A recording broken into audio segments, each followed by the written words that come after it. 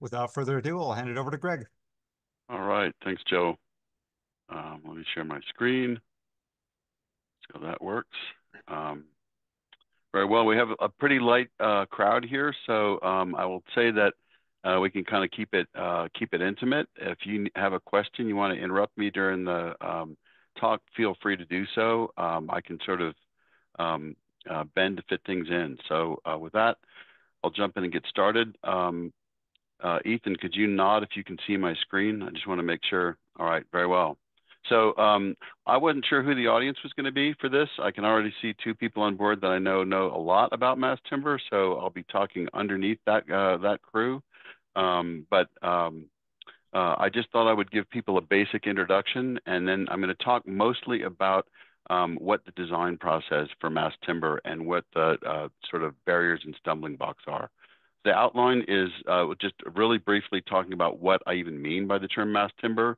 Then we're going to talk about the order of events in mass timber design, starting with the design criteria, optimizing for fiber volume, designing for performance, and designing for constructability. Okay. Um, because it's an AIA presentation, I have some learning objectives at the end of it. Hopefully you'll be familiar with a variety of mass timber products. You'll understand when and why to use mass timber. You'll know the order of events in mass timber design, and you'll recognize, hopefully, that mass timber must be designed as mass timber, not as an alternate to a steel or concrete system, ideally. So with that, I'm just going to throw out this is really basic 101 information. There's a ton of information out in the world. I put this slide together a little while ago, so some of these references are a little old, but still valuable. They're pretty deep resources. I can circulate this presentation if you want to get access to those links. I would particularly point to the U.S. Mass Timber Construction Manual, which has a ton of information about constructability that really actually informs design. So I'm going to start with what is mass timber, just again to make sure I'm covering all the boundaries. And first and foremost, it is made of trees. Seems like a silly statement, but it's really important for me. I've long since stopped thinking about it as a building product, but as a byproduct of getting a healthy forest. The product is basically forest management and well-managed forest, and the byproduct is the materials that we use, mostly small diameter, that we build mass timber out of.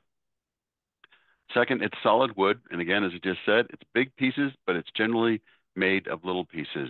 We're not cutting down massive old redwoods and old growth forests to make this happen. We're generally cutting down fast growth, small diameter trees. It's flat panels. Everybody knows what CLT is, I think, by now, and maybe NLT and a few other things. But by mass timber, I also mean the beams and the columns that are associated with it. Anything that fits in that system. It's also it's prefabricated. This might be the most fundamental piece. Mass timber is a completely prefabricated element, and if you're not thinking of it that way, you're not really thinking of it in the right way. I often tell people if there's any sawdust on your site, somebody messed something up. So it's probably not going together the way it should have gone together. I'll add to this list that generally mass timber, as you'll see in the presentation, is big enough that it has an inherent fire rating. That's another thing that distinguishes it from light frame wood construction. So again, for those that are new to the system, I'm going to go through a few of the panel types that you can get in mass timber, starting with nail laminated timber, which has been around since the beginning of the 20th century. If you go around Denver, and I suspect in Utah as well, you can find plenty of old buildings, office and industrial buildings with nail laminated timber floors. It's simply stacking up of 2x material face to face and nailing it together to make panels that span in one direction. As with all these panels, wood is a lively material and it moves when you subject it to moisture, and all of these different products have different characteristics. Like nail laminated timber, when it gets wet, it can expand considerably in its own plane, and you have to pay attention to that during design. It can also expand and contract in its own depth, but obviously less so because it's not that deep. Likewise, there's dowel laminated timber, same as nail laminated, but it's got wood dowels instead of steel nails, so it's a little bit easier to get a saw through. And it's also only has, I think, 2 manufacturers in North America at this point. From an expansion point of view, it looks just like nail laminated timber. It grows a lot in its plane and a little bit in its thickness. Mass plywood is an interesting product. I really like it a lot. It's got tremendous utility. It is generally stiffer, stronger, thinner than most CLT panels, but it has one downside, which is it looks like plywood. So you can see over here, you can see even when you put the pieces end to end, or even within a certain panel, you can see edges of plywood and so on. So you get a particular look. This look is absolutely fine to me, but I'm an engineer, not an architect, so what do I know? There are certainly applications where you can look at it and where you can hide it. Unlike the previous 2 examples I showed you, the moisture movement is really just through the thickness. It's very stable in its own plane. And then finally, the famous, one that everybody knows about, cross laminated timber. It's just a way of making plywood, if you will, plywood on steroids, that the different layers are orthogonal to one another. And again, it can expand through its thickness. Sometimes it gets pretty thick, and that can be a substantial number that you need to pay attention to, but it's very dimensionally stable in its own plane. The standard for making mass timber is called PRG 320.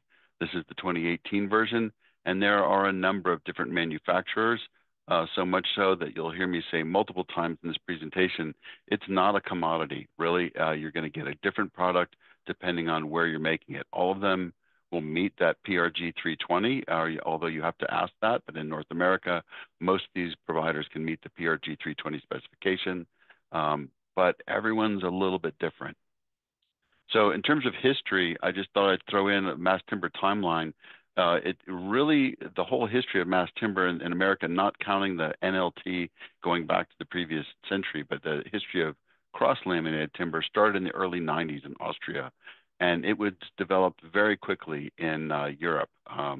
And they had 30 million cubic feet of it in projects by little after 2015. In the U.S. at the same time, a little bit slow. Interest began around 2006. I remember being there for that, but then it moved forward unbelievably quickly in terms of documentation. That first PRG 320 was published in 2011. The CLT handbook in 2013 found its way into the building codes. It's the fastest moving material I've seen in any building code. Really quite impressive. And then in Denver, there's a little advertisement for my own city and county. We were actually able to move tall wood provisions, which we'll talk about in a minute, into Denver local codes earlier than anywhere else in the country. In the meantime, even though the Europeans were way in front of us, my conversations with them have said that they're really amazed at how things have advanced in the U.S. and they're waiting for us to pass them up. Although, in my opinion, we still have quite a ways to go. From a manufacturing point of view, the Europeans are well ahead. So the current state of mass timber projects, this is from the Woodworks website, just shows the number of projects and the growth since things started in the early 2000s. This sort of hockey stick growth aligns exactly with what we've seen at KL&A in terms of demand for mass timber projects. I can remember when I was working, presenting for Woodworks in the 2010 region, 2014 region, when we were very happy that we had over 100 projects in North America. Now we're getting on to 1,600. So I'm getting into looks like I missed a slide. Hang on a second. I'm going to see if I can self-correct that.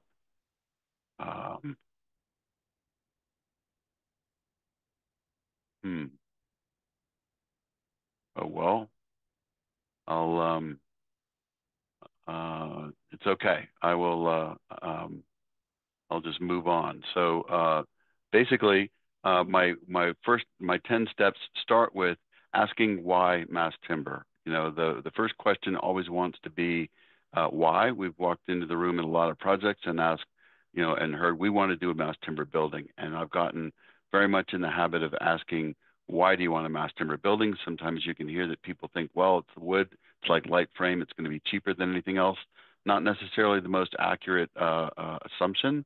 depending on what you're doing. So get at the why first. And in my experience, the why comes down usually to three reasons, right? Three reasons bundled into some groups. The first one is the one that we hear most often. It looks great. It makes for a really beautiful building, and it creates a healthy biophilic environment, right? For my developer friends, it also generates high lease rates and has a high leasing velocity. The building you're looking at in this picture is Plat 15 in Denver. It was 85% leased when they turned over the keys, and it was the lease rate was the highest for office buildings of its type and size in the entire Denver metro area. So that developers moving on with more mass timber buildings. The second reason, which I like a lot, is that under construction mass timber is fast. And I've got some actually new numbers in here that I pulled from an AXA Excel insurance newsletter just today. Some sort of average numbers that it's 25% faster than steel and concrete buildings. We can give you some very real data on that. It's not quite so smoothed over, but it's quick. It requires limited labors. It's quiet. It has little waste, and it reduces construction traffic. This image on the right is actually a time-lapse photography of Plat 15 going up. There's a couple stories of concrete below grade, and they're working on the concrete at grade. And I just want to show you the difference between the concrete construction, which is going to go up one more level up to here. And then the mass timber constructor erector is going to show up in the back of the site and build this block first, then this one, and then this one. And you will see, you should be able to compare, if you look closely, the amount of dumpsters, the amount of people, the amount of traffic that's on site. The number of people, here's the concrete construction. Online, you can see there's a lot of equipment, a lot of people, a lot of construction movement. The mass timber guy is going to show up, and then they're going to stop for a while because it was Christmas, and they all went home for 3 weeks. That's 6 guys putting up about 10,000 square feet every week just on their own, relative to, and through the winter, by the way. So this has been proven over and over and over in serious studies. Mass timber is generally considerably faster, but it gets faster the more repetitive and the larger the building is. Might not necessarily be that much faster for a one-story building, but it can be a lot faster for a 6. So the third reason, and it's my main driving force, is that it is a sustainable building material. It's really the only truly renewable building material. It supports forest health, as I talked about a little bit, and watershed health. It's reusable. It supports rural economies. It has low-embodied carbon, and it stores carbon. And I'll talk about that a little bit in the next slide. These logs here are shot from Vaughan timbers that they don't even have the capability to cut more than a 14-inch diameter tree. At Vaughan, those are the kind of timbers we're building mass timber from. So this is a very complicated slide, but it shows the biogenic lifespan, or the lifespan of biogenic materials of carbon, right? So you basically grow a forest, and while you're doing that, you're storing carbon. You're sequestering carbon into the wood. And then at this point, here's the 0 line up here for biogenic carbon. You actually start spending embodied carbon. When you cut the trees, there's a certain amount of waste. The carbon remains in the stored logs, but now you've got to transport it, saw it, shape it, make it into lumber. And then you get to a certain point where in the A1 through A3 process, we've gotten through to the building site. Now we construct the building with it, and over the life of the building, we're still below 0 because the wood that's in the building is 50% carbon on its own. It also has a very low embodied carbon footprint relative to the other materials. When we get to the end of life scenario, it's possible if you burn it all up and send it to the incinerators that you can actually get back up to just below where steel and concrete reside. But that's an end of life scenario, which we'll talk about a little bit later. Code and building type. Just want to talk a little bit about how mass timber fits into the code. I'm going to talk about the IBC, the NDS, and the AWC, the SPIDWIZ codes. These are all 2018 and 2021 versions. First, I want to show Table 601, which is fire resistance rated construction. And this is from the 2018 IBC. And there are these three building types, type 3, 4, and 5, that have been in the building code forever. And mass timber buildings are absolutely allowed in those systems. And we'll find out a little bit later that, in fact, it's still useful to point to these building types as opposed to the new type 4 building types in order to achieve economy. So don't forget about these building types. As we move into the 2021 IBC, we got three new tall wood building types under the type 4 scenario, type 4 HT, and then type 4 A, B, and C. And just for comparison, I want to point out that these are the fire resistance rating requirements in hours for each of these different building types for the primary structural frame and for the bearing walls, non-bearing walls, floors, and roofs. But just looking at the primary structural frame, actually these entire columns for type 4A is the same as type 1A. This is what you would use to build the tallest buildings allowed. Type 1B aligns exactly with type 4B and C. So you can see that when they pulled the tall wood provisions into the code, they adopted very conservative fire resistance ratings, basically the counter resistance and concerns about the combustibility of wood. So what those look like in general, the new building types, this is the old type 4 HT that's been in the code forever, right? It's got an 85-foot limit, 6 stories. Everything can be exposed. Type 4C goes up to 9 stories and 85 feet. A little tough to get 9 stories into 85 feet, but that's what the code says.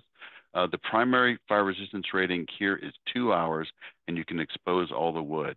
In the type 4 HT, there's not an explicit fire rating, but prescriptive member sizes. Type 4B, again, 2-hour fire rating, but limited exposure. Only 20% of the ceiling, 40% of the walls can be exposed. That's actually not very much, but you can go up to 12 stories. And then type 4A, 18 stories, 3-hour rating, and you don't get to look at any of it. So you don't see many of these buildings. Again, if you remember my reasons why people choose mass timber, the first one is usually it looks great, and most North American architects are not that interested in building a mass timber building if they can't look at it. But it's a viable building type, and there's been a few of these built. I expect to see hopefully a few more in the future. This is really the hot spot for us, is type 4B. And we've been able to address this limited exposure, especially in City and County of Denver, by adopting the 2024 building code provisions early. For all intents and purposes, it basically says you can look at the entire ceiling of mass timber exposed, and that makes all the difference in the world. It's really excited a lot of interest in and around Denver for type 4 12-story buildings. So that leads me to discussing the fire resistance rating. As you're talking about a mass timber design, you really can't talk about getting into the design at all without this design criteria. As a structural engineer, we can't really pick up a pencil and think about mass timber design without knowing the fire resistance rating. This idea of having a char layer that uses the outer layer of wood to provide a fire resistance rating by preventing further burning into the core, just like works for trees in their natural environment, it means that we have to have some sacrificial layer that's there to burn and provide that fire resistance rating. Because that affects the volume and the size of the timber, again, we can't design a stick of wood without knowing if we don't know that it's unrated or 1-hour rated or 2-hour rated, we need to know that before we get started. You can get that fire resistance rating by the char layer, as we just talked about, but also non-combustible covering, which is effectively gyp. And you basically get 40 minutes for every 5/8 inch layer of type X gyp. So 40, 80, 120 to go from 1, 2, and 3 layers. You get to combine them. You can add the fire rating you get from the thickness of the timber, and the fire rating thickness you get from the non-combustible covering, so it's additive. This is an old shot of a Woodworks website. The website doesn't look the same anymore, but I want to point out that there's an inventory of fire resistance tested timber assemblies there, and a number of other things I'm going to point to throughout this presentation. All of these documents are still on the Woodworks website, just doesn't look like this anymore. I would suggest, as an architect, going there pretty early on and checking this out more than you might for a steel or concrete building, just because it will affect your design. Likewise, all these timber, type 4 timber buildings still have the same minimum sizes that were required for prescriptive type 4 HT buildings, which is what this building was originally. This is actually a 1920s era nail laminated timber in Denver, but all these minimum sizes still have to be maintained for all the type 4 building types. Another thing that you need to know about, kind of unfortunately early at this point, is who your supplier is going to be. This is a quick map of some of the different suppliers around North America and a few of them in Europe. This is most of the North American suppliers, more coming, but everyone has a slightly different product. And because I'm speaking to architects, I want to point out that most of the the different suppliers have different availability of wood species, and they look different. I've never been involved in a project that what the wood looked like did not have a significant component of the decision of what kind of mass timber to use, what kind of CLT, what kind of glue lam. Spruce pine fir, SPF, is very common in the US. Doug fir is also common. Doug fir is often laminated on the bottom layers of CLT to match glue lam, which the cheapest glue lam, or the most economical that we usually work with, is Doug fir. And when that gets matched with an SPF CLT, you get a color mismatch. So we're seeing more and more CLT with at least one layer of Doug fir on the bottom if you're looking for a color match. Also, big increase over the last 5 years in southern yellow pine from manufacturers in the Southeast and Arkansas.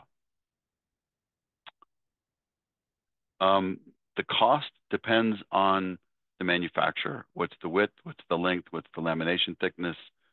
Is it E-rated? Is it V-rated? What's the species? Are you asking for special finishes? All of those things can affect the cost of the panels. And again, for the maybe 5th time already, it's not a commodity. All these things are going to, the span tables and all those elements are going to be slightly different for manufacturers. Just looking at the width and length, here's a quick snapshot of a few of the manufacturers around North America, and actually in one European supplier, what kind of lengths and widths of different panels you can get. So if you're trying to lay out things efficiently, which we generally are, and trying to avoid waste, we want to know what the panel sizes are. This is a really ancient slide that just illustrates the difference between a 3, 5, 7, and 9 ply CLT. But I think it's really illustrative. It's really interesting to see how enormous a 9 ply CLT is. And I've got some volume numbers over here. The cost of mass timber depends a great deal on what the volume of the mass timber is, right? And so this just shows if a 3 ply is a volume of 1, a 9 ply might be as much as 3.6 times the volume of a 3 ply, depending on what the thickness of these layers are. So big increase in cost. Usually we try to keep our designs in 3 and 5 realm with an occasional foray into 7 ply. But if you're getting into this, you have an uneconomical building. So speaking of economical, let's talk about how to optimize for cost by looking at grid and volume. This is a ton of information, but it looks kind of cool. These are contour maps of cost in dollars per square foot from a study we did a number of years ago, where we looked at grids from 20 by 20 up to 30 by 30, and we put in a number of different cost parameters for CLT and glue lam beams and so on. And then we looked at different building types from 3B, which is unrated, to 3A, 4HT, and then 4C, B, and A. These are all drawn to the same scale. So you can see that as you march up from those building types, you're marching up the cost per square foot uh, uh, axis on these plots. And you can also see that there's some dips and valleys and so on that are quite interesting to get into. I'll ask you to look at this one, this sort of sawtooth, which you'll see in the next slide, as a result of assumptions about CLT cost and waste and drop in the factory. And those just sort of reverberate through the system. You can also see some ridges where connection costs go up as reactions go up. A lot of juicy stuff, but the main thing to remember is if you're in type 4B relative to type 3B, you're at a significant cost premium. So I tell people if you can drive your project, your mass timber project, into a 3B unrated scenario, that's the place to go. And 3A is your next best choice. And after that, 4HT. So these are all the building types that were in the code before we got into the tall wood provisions. So don't go straight to tall wood. So back to this sort of sawtooth. This is a really, again, another ancient cost model from a manufacturer that doesn't even exist anymore. But the point was we looked at 3, 5, 7, and 9 ply, 3, 5, 7, and 9 ply in terms of cost. These costs don't mean anything anymore since the slide is so old.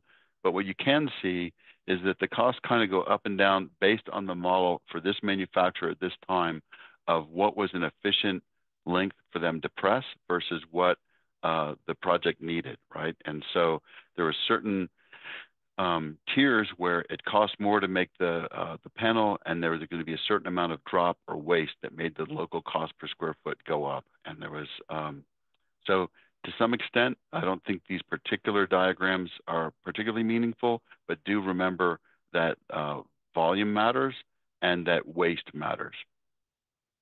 Some other interesting things, this is the cost of glulam is a function of the width of the beam. Cost per cubic foot, cost per volume actually goes up with beam width on beams and columns.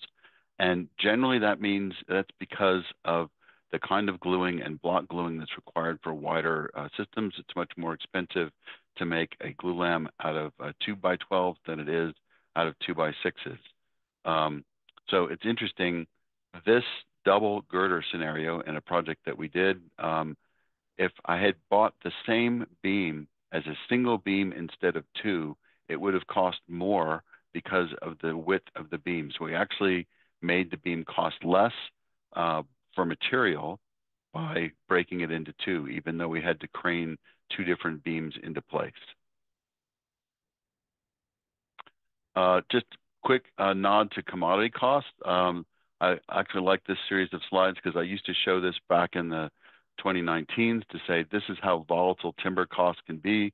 You can see a difference of as much as 2x as I go from 300 to over 600 here, which is pretty frightening in terms of just going from December to December over the period of 1 year.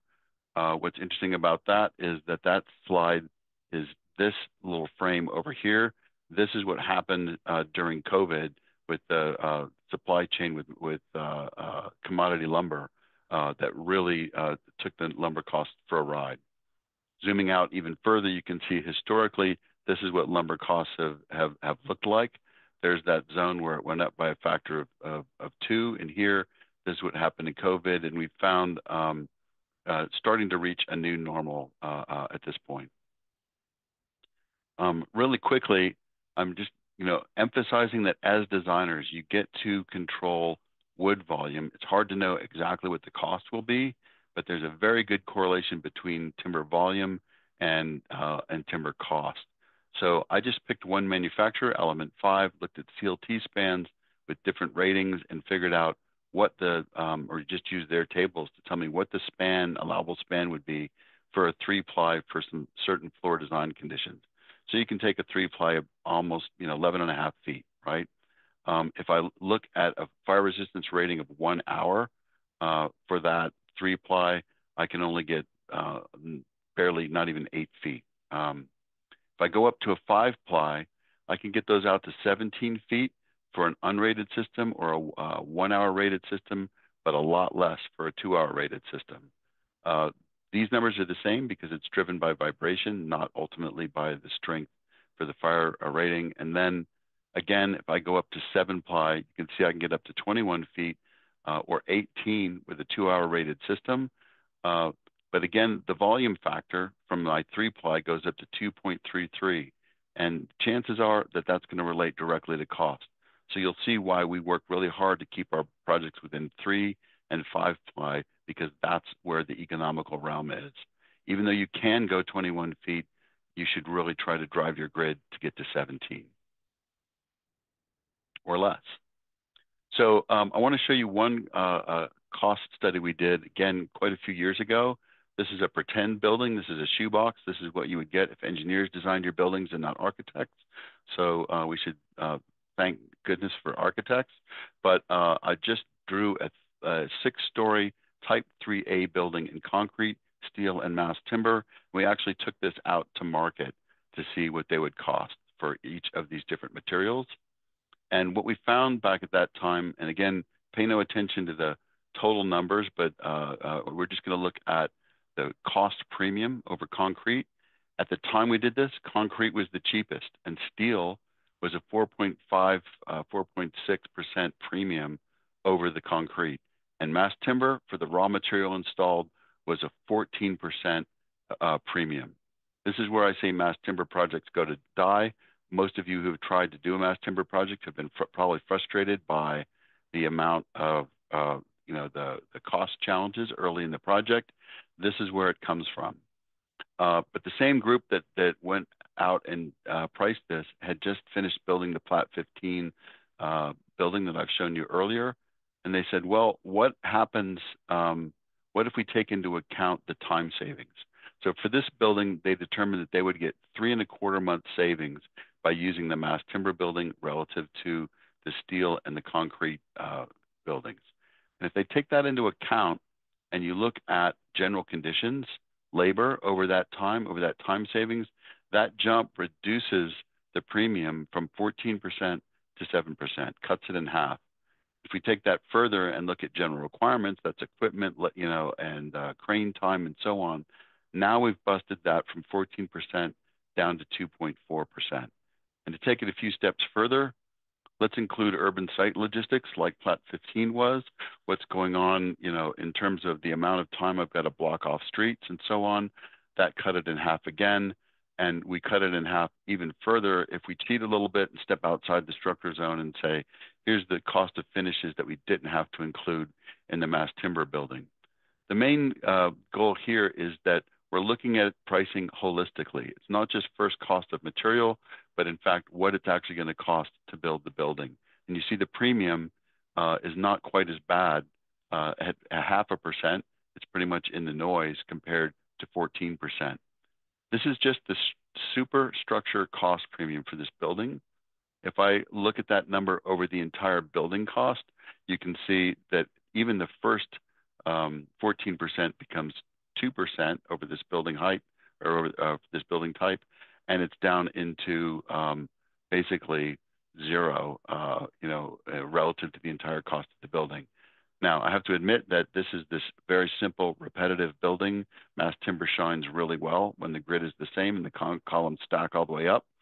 So not every building looks like this, and you won't see the exact same results. But we've done so many different analyses of different buildings, and the general theme is very much the same from building to building. Just the numbers and percentages change.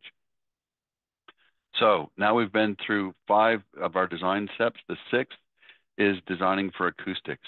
We haven't even got to really sizing the beams for structural purposes yet.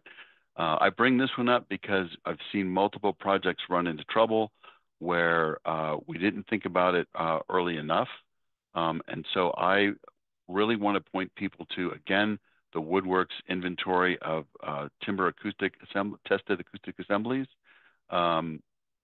And, speaking honestly, it's very difficult to get a very high STC rating from mass timber. You really have to work at it. But you need to check this out early on because it might determine exactly what your finishes are, what the weight of the systems are, what your floor-to-floor heights are. All of these need to be thought about early on so you don't crash into that barrier sometime in late DD when you start calculating STC ratings. So in general, mass timber isn't great acoustically, right? This is the norm, acoustic mat, CLT panel with an acoustic mat and a gypsum topping and some kind of resilient flooring gets you an STC in the range of 50. If I stack all these additional materials up, roll out isolation mat, plywood sheathing, 3-inch concrete topping, resilient underlayment, and so on, that gets me up to a 58. You can get a little bit higher than that, but it takes a good deal of effort. So again, from an architectural point of view, you need to be thinking of this just as early as you're thinking about the fire rating of the systems. On the structural side, if we're thinking about floors, we're going to be thinking about vibration early on. Almost all of the floor spans you see are going to be governed for floors by vibration, not by strength.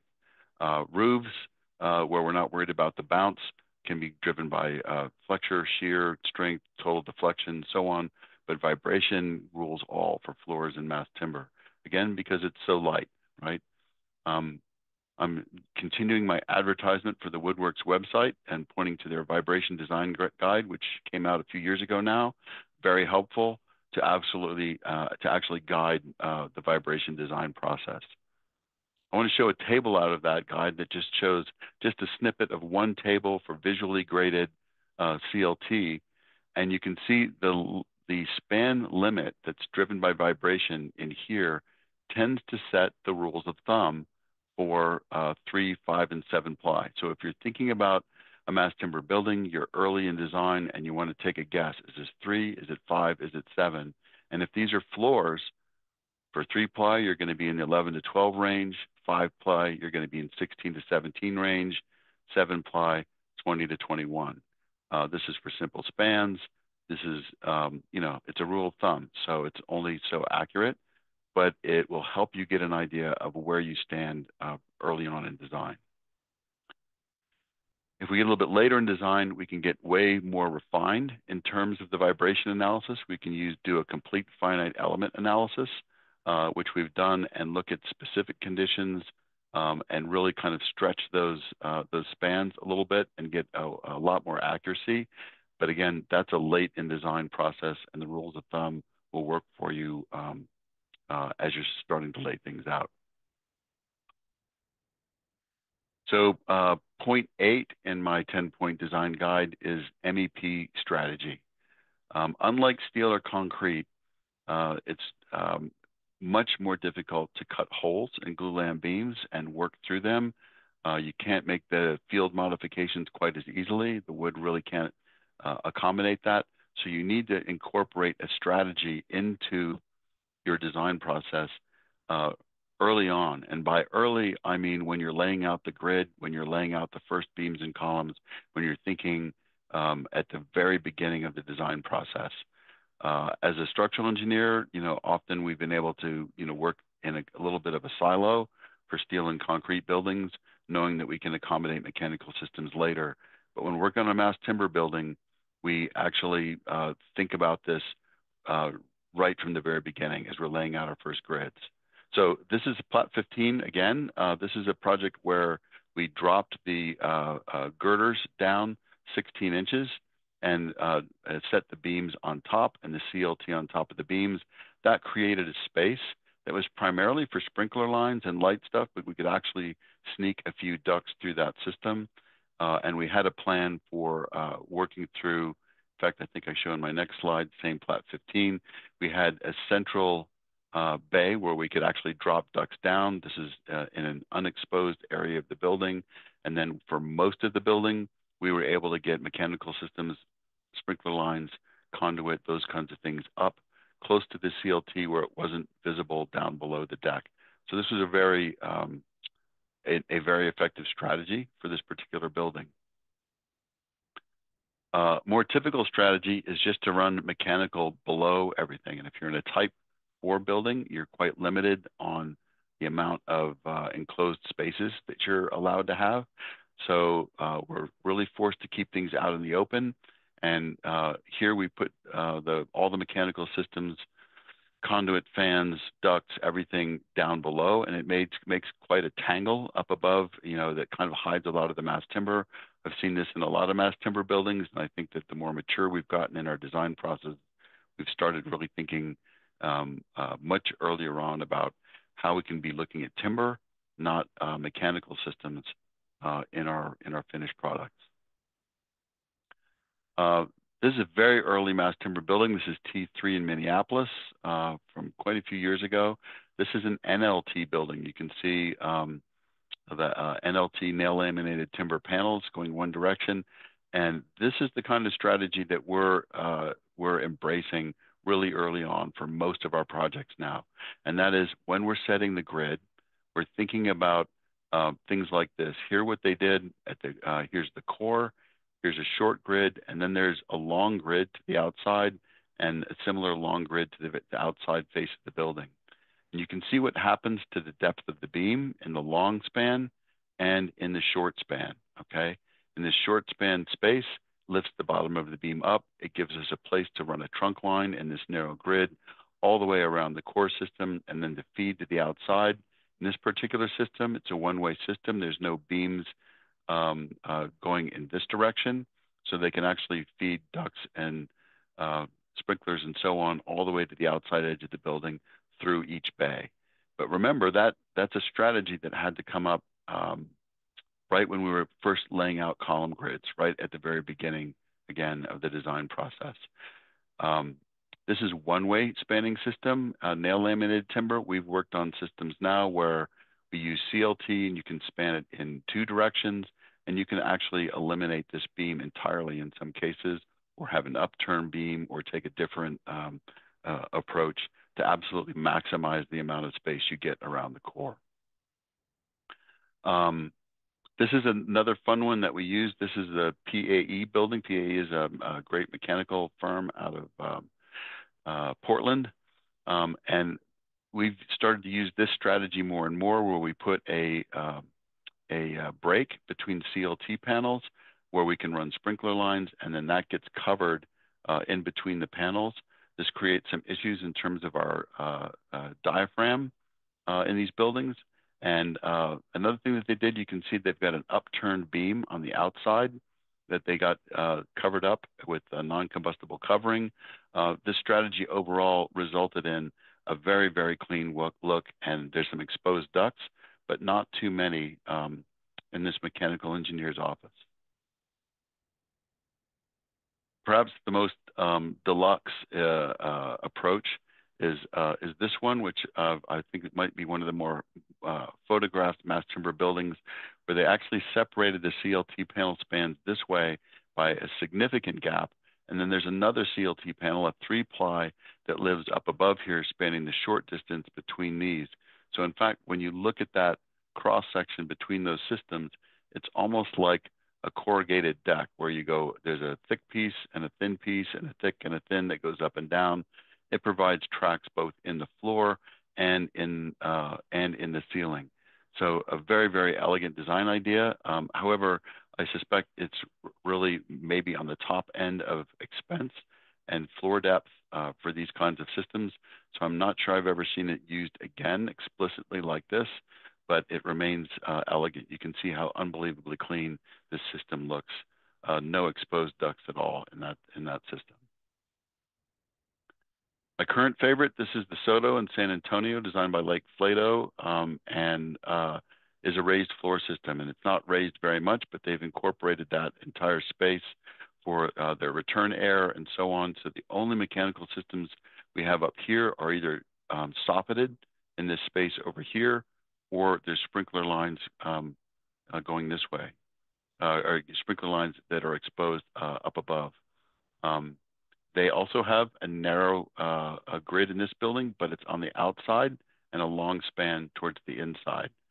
Another thing to note that they still need a gyp covering for acoustics and for fire rating of this enclosed space for the raised floor. So detailing of that space is really important. But I'm just imagining that this is a system that's going to get used more and more as people want to see more wood and less ductwork in mass timber buildings. Greg? Yes. in this scenario, could you also drop fire sprinklers in that raised floor and just have the penetrations of the sprinkler heads, or would there be like, I actually don't know the answer to that question, so I'm afraid to opine on it and okay, pretend no, like you're I good. do. You're good. I think the sprinklers have to be overhead in my mind, but if you know, because this is a floor you're walking around on, right? Yeah, yeah, yeah. Um, I was just so thinking of it in that cavity of the raised element. Like, could you run those in there or not? But yeah, possibly. One strategy that we have seen employed is actually a gap between CLT panels, adjacent panels, where they run sprinklers and utilities. That's at the PAE building. So that's one way to achieve that. Yeah. Um, Point 9 of 10 is connections. And I lost my slide with all the headings on it, but this is really about constructability, right? Connections are really key to allowing a building to go fast. I talked a lot about how quickly mass timber buildings get built and how we rely on that sometimes to close the gap for the cost of the building, is that construction time. Well, mass timber buildings don't get built quickly just because they're made of wood. They get built quickly because they're designed to be built quickly and they're prefabricated. So you need to keep that in mind as designers. Chris Kendall's online, so I can shout out to him. This is a Chris Kendall design. It's extremely elegant. These girders are all what we call drop and go connections, as are the beams drop and go. That means the crane can lift this piece into place, set it down, and immediately, with minimal additional support, there's only one screw here and one screw here to go pick another piece. So the crane is never slowed down while we're waiting to complete excessive connections. Likewise, the beam that sits on top, there's only actually I can clear my this up here. There's only a couple screws down from the top, so that beam can get set in place, nudged into position, and screwed down. So this was a very fast to erect. This is the one I showed you the time lapse for. Again, 10,000 square feet every 5 days. There's a connection index that's on the Woodworks website that actually KL&A wrote, and it's again worth digging through and finding that. If you're not familiar with mass timber construction, this guide has something like 80 pages and over 100 different connection typologies with discussions about what kind of load you can carry, what the cost is, what the constructability is, can it be inspected, what kind of fire rating, and notes about how to put them together. It's just a ton of information that's extremely helpful that'll help you avoid some costly errors early on. Another thing about connections that I'd like to focus on is what we call long life, loose fit, and easy care. If it's easy to put up, it might also then be easy to take apart. And we think about that a lot in terms of designing for deconstruction. And that's important to us from an embodied carbon point of view. This is a ton of data on a slide, but this is comparing wood, steel, and concrete versions of Plat 15 in green, blue, and gray bars. And this is a life cycle assessment showing A1 through A3, where the embodied carbon for the wood is much better than the concrete and steel. But we get to the end of life, the assumptions in tally that we use to calculate that suggest that we're going to send most of that wood to the landfill or burn it up. So we lose a lot of the gain that we originally made. The trouble is those assumptions are based on experience with light frame construction, not mass timber that you can more easily disassemble. Last but not least, I think my last point is about tolerances.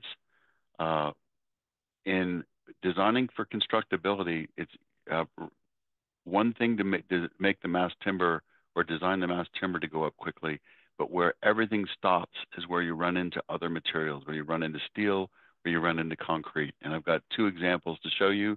One is a case where we're sitting on the concrete slab. We have an embed. Note that we just drew the embed sitting right on top of the concrete, but in reality, it was about a ½ inch below the concrete, had to be chipped out just to find it. We designed this column base to basically it was cut on site to rough length, and then there was a second layer on top here so that we could put the bearing plate in with grout below it at exactly the location where the bottom of the column needed to be. So when those columns showed up on site, they dropped in place. The glued in bolts went through these holes. They screwed the nuts on, and they had a column that was actually stable for construction, didn't require any bracing, and was exactly where it needed to be. So there was no fights, no finger pointing, no discussion about who should have put the embed in the right place. I guess what I'm saying is you have to design for this. This is something that doesn't happen accidentally. You have to conscientiously think what's going to happen when that concrete, even when it's in spec, is 3/4 of an inch away from where you thought it was going to be, and make sure your design is ready for that so you can capitalize on that speed of construction. Here's another example where a mass timber beam meets a concrete core. This connection was designed again as a drop and go connection with a bearing plate on the bottom, and hopefully some side plates to hopefully hide a little bit of the gap between the beam and the concrete. But this could accommodate plus or minus about 3/4 of an inch. Either way, here it is jammed up tight, and here it is pulled out to the other end, because that's what concrete cores do. They go back and forth. They never end up exactly where you want to be, and that's just the way concrete is. That's not because someone screwed up. That's just concrete being concrete. So as designers, we have to accommodate that. So that's it. I went just a little bit long, but I have time for maybe a couple of questions. If anybody has them, I'm happy to talk for as long as you want to ask.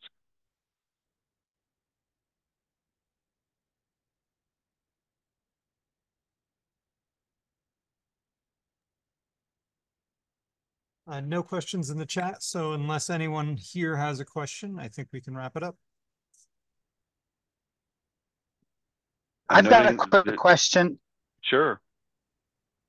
So what are you recommending is the best connection detail to concrete then, and what like inch measurement of tolerance, like 1/4 inch tolerance, 1/8 inch tolerance, having the play inside of the bolt holes, or you know, what do you feel like is the best, the most safe option?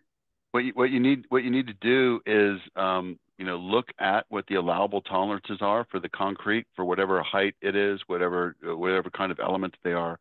So you have to get in touch with what the specifications are for allowed tolerances for the concrete, and then that has to be your guideline. So the other guidelines that we looked at, I'll just go back to this slide, is that we like drop and go connections. So we wanted a bottom plate so that we could set this down, the beam down, and have something for it to rest on. So we didn't have to think about getting bolts in the holes. There's just 2 screws that go through, 2 pins that go through slotted holes in a vertical plate in here, right? So really there's any of number of different kinds of options. What I would stay away from or be very wary of is like proprietary connections that are very tight fit, like I used to call them Sherpas. There's also Megant connections and Rycon connections that are very cool for mass timber connections from timber to timber, but they don't have very much tolerance in them. And every now and then you'll see a suggestion for like an embed plate with one of these connectors directly on it, and that assumes the concrete's going to be exactly where it is. That basically will never work. So that's a little bit of a loose answer to your question, Tim, but I'm just saying you've got to look at, you know, what's the element that you're looking at, what are the expected tolerances for that element, and then think about bolt holes, think about bearing conditions and so on to accommodate what's there. And if the tolerances assumes is 0, it's just not a good connection. So with this connection we're looking at right now, is the slot like horizontal, have enough tolerance there, or is that something where you set it on the plate and then you drill through the steel once it's in place? There's a slot that's in there that's wide enough to accommodate the tolerance. So there's a vertical plate that's a knife plate that goes into the timber, yep, and it's the horizontal holes are slotted. And so basically that reveal that's sticking out there is because of there was like a 1/2 inch tolerance or something like that, and it pushed out to line up where it needed to line up. Yeah, basically the concrete was, 1/2 an inch further away, and this, from the end of the beam than it was originally detailed as, right? And Got likewise, it. actually, we designed it to be kind of in the middle, so that there would be a little gap no matter what. And the example on the left is where that gap got closed up completely, and the example on the right is where it opened up completely. So would it maybe be better if that plate wasn't cut into the bottom of the beam if it sat lower than the beam, or is that just a matter of, what your finishes were going to be and you wanted that to be flush? Um, oh, I see. Yeah, that's sort of an architectural decision, if you will, right? What's it going to look like? All these are going to be exposed connections, and the architect wanted to see that cut into the bottom. If there was a way to make that connection without necessarily having to dap out the end of it, that would be cheaper still. Got it. Awesome. Thank you so much.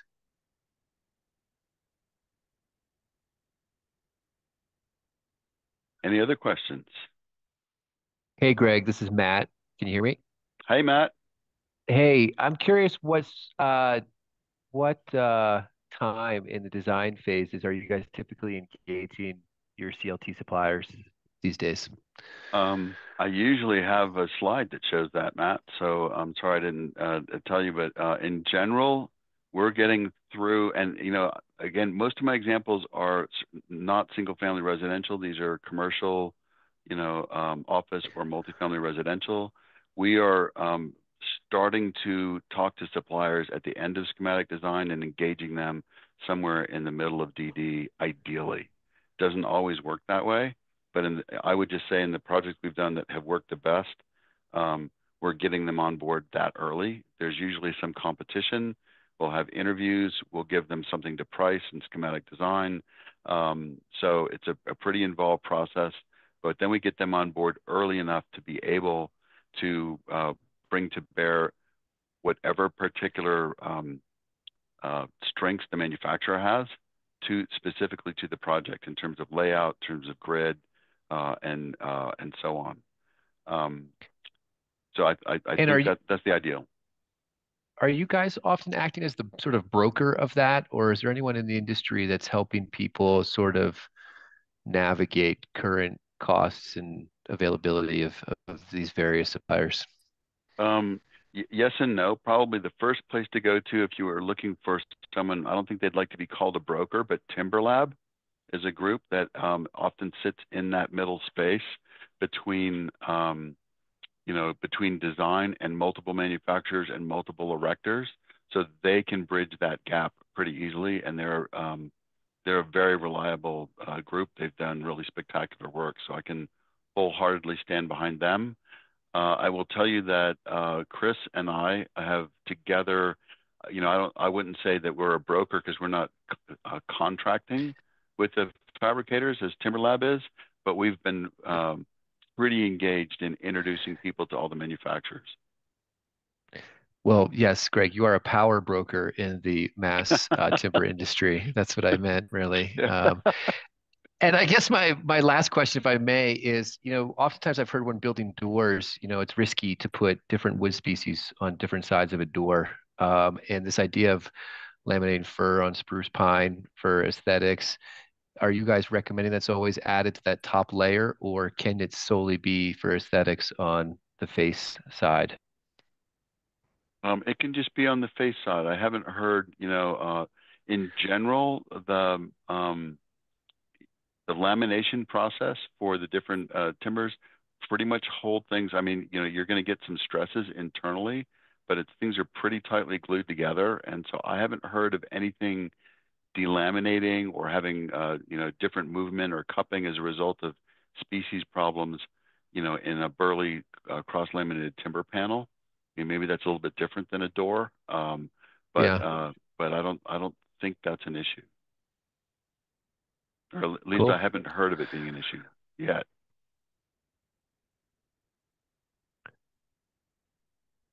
Any other Well, thanks for questions? the slides, Greg. Very, very informative as always. All right. Thanks, Matt. Yeah, I've got one more quick question. And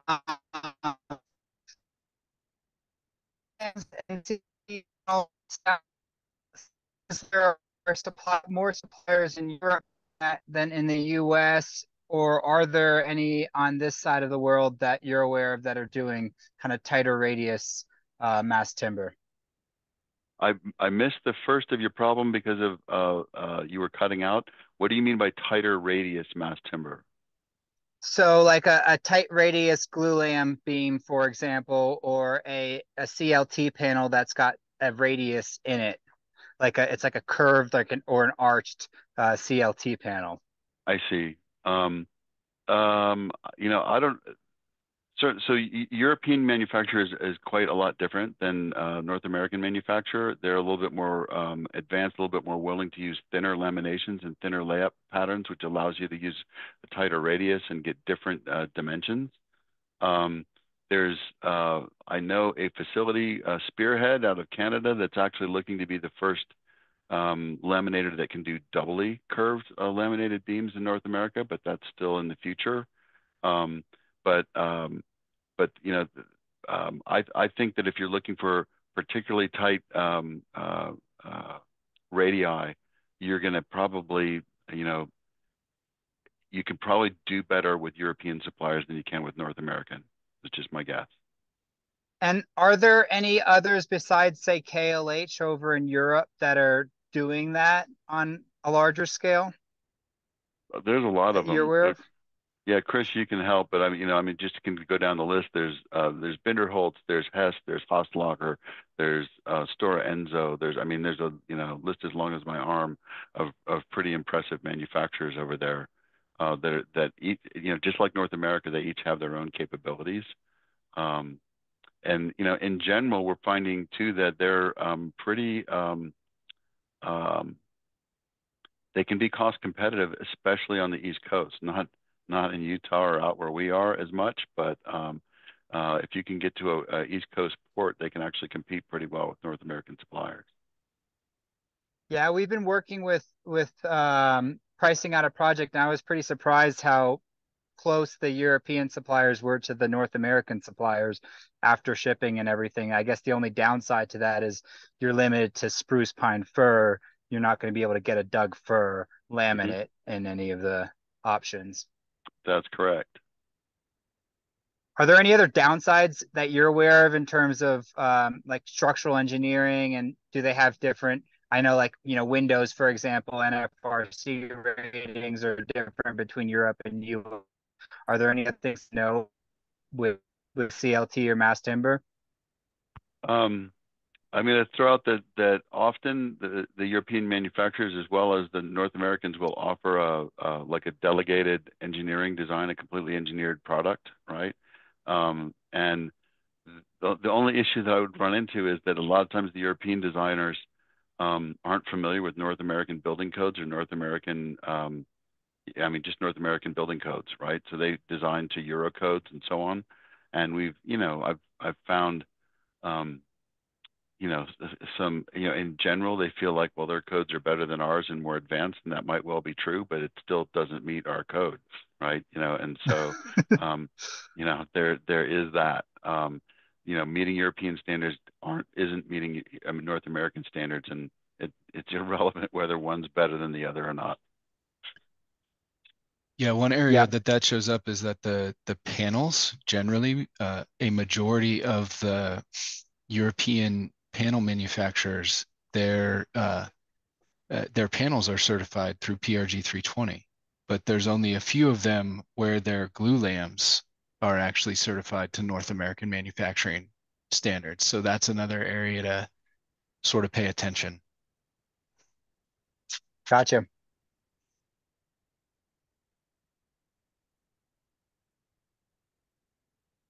Well, I appreciate folks hanging on a little bit longer.